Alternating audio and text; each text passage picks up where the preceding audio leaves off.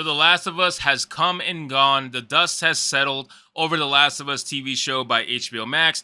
And even though the show started off very strong, and I still defend what they did with the first initial couple of episodes, they unfortunately decided to teeter off around the middle towards the end as well. And it just isn't what it was supposed to be. Of course, it was bait and switch. Neil Druckmann gets off on this stuff, and that's why he has earned himself the nickname Neil Cuckman, because he's trying to desperately impress Anita Sarkeesian any chance that he possibly can. Now, with that being said, apparently the recent interview with Neil Cuckman says that he doesn't care how audiences receive HBO's The Last of Us. How they react is how they react. So according to Neil Cuckman, he really doesn't care how people decide to react to the TV show. He doesn't care if people like it or if people hate it. He's basically just indifferent. Now, while there is a place or time for that kind of mindset, ultimately at the end of the day, you just got lucky with your first season because your bait and switch worked, in my opinion. You had a lot of people get invested in the first couple episodes, myself included. I was invested in it, and a lot of people were saying, oh, don't worry,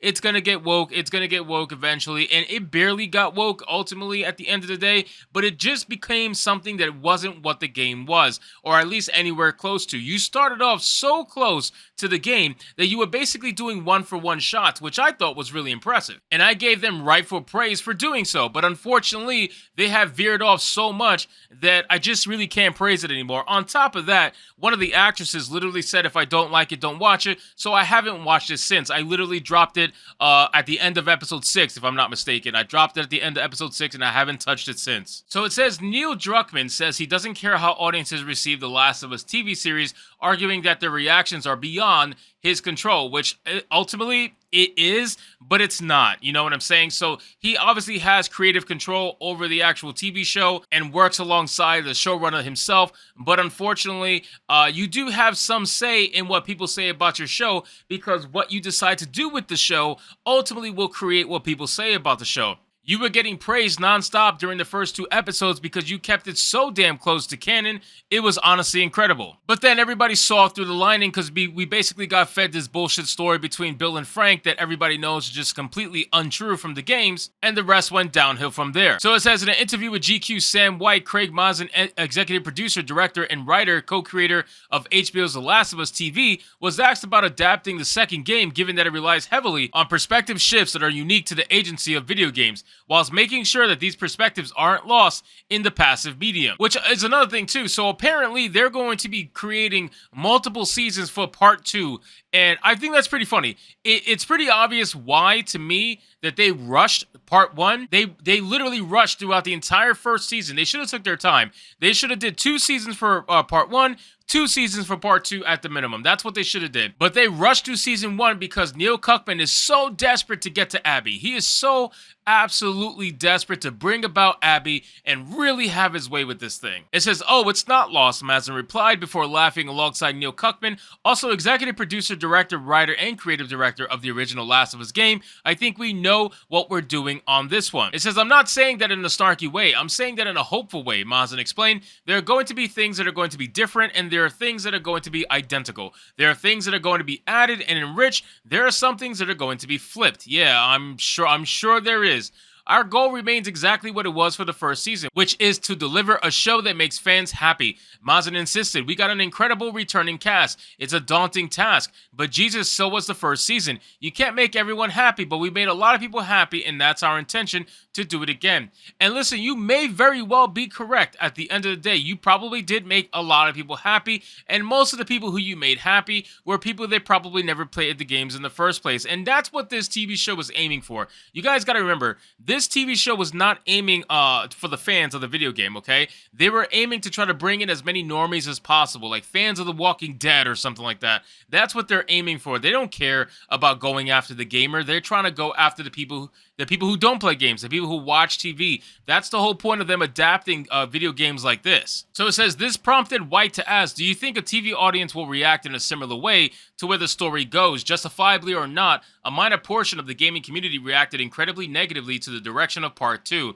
And there's a reason for that. Not a lot of people like the fact that Joel unfortunately just completely shut off all his survival instincts and basically went along with everything that would be necessary for him to eventually meet Abby, for him to get his head smashed in with a golf club.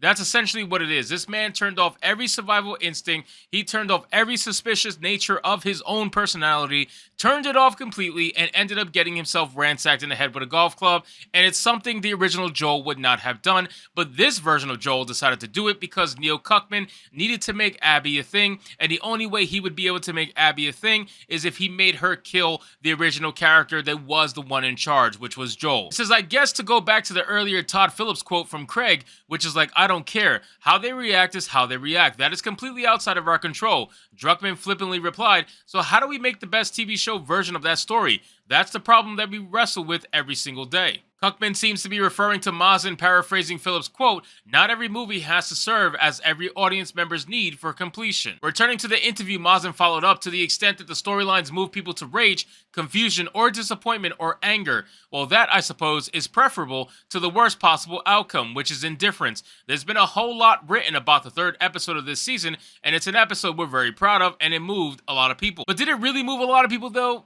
Like, honestly, did it really move a lot of people, the third episode? The third episode existed all by itself. Like, that episode should have honestly existed in a vacuum. It should have been some sort of side episode, but unfortunately you made it part of the canonical episodes within the season, and that's why it felt just so off, because ultimately at the end of the day, I stand by what I said. That third episode served absolutely no purpose whatsoever. They don't even call back to Bill and Frank, aside from one time when they're talking to Henry and Sam, and they talk about where they got their food. Aside from that, they never call back to Bill and Frank, and it's just utterly pointless. All you did was watch the gay version of The Notebook for what? There was no reason. Like, you can't even enjoy the diverse characters that you want to shove down people's throats. You can't even enjoy them because they're not around. You killed them in the same episode you introduced them. So there's literally no point for me to get excited about those characters. It says it's one of the lower rated shows on IMDb for a reason. A lot of people on out came on and gave it a 1 out of 10, not 5 out of 10. 1. The median score on that episode is 10,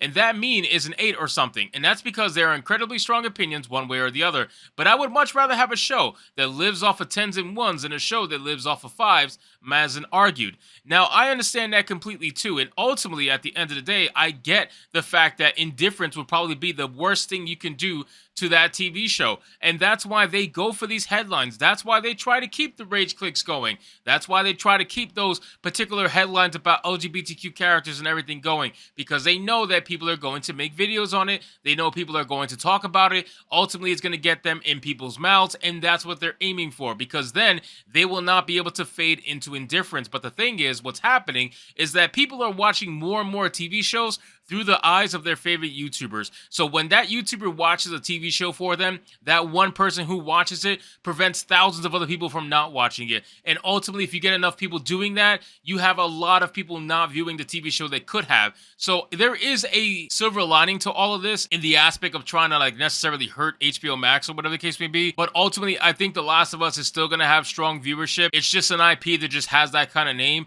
But I do think that season 2 is going to see a drastic decrease in overall viewership, not just because of the fact that they told people if they don't like it, don't watch it, not just because of the fact that people know that they've been bait and switched in the first season and they're not going to fall for it in the second season, but ultimately, the gamers and the fans who enjoy The Last of Us, they're not looking forward to seeing Abby or Part 2 play out on screen. They really have no reason to get excited for it, and they're going to be the ones that check out first. So anyway, guys, thank you so much for watching this video. I hope you did enjoy it, and if you did, consider leaving me a subscribe. I would greatly appreciate it. Don't forget to like the video, comment, let me know what you thought, and I'll see you guys on the next one.